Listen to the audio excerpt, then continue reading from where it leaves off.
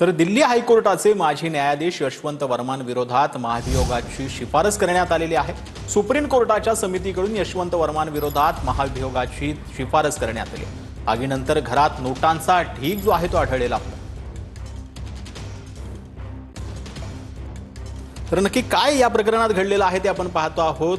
वर्मांविरोधात महाभियोगाची शिफारस करण्यात आली। दिल्ली हायकोर्टाचे माजी न्यायाधीश यशवंत वर्मांविरोधात महाभियोगाची शिफारस करण्यात आली आहे।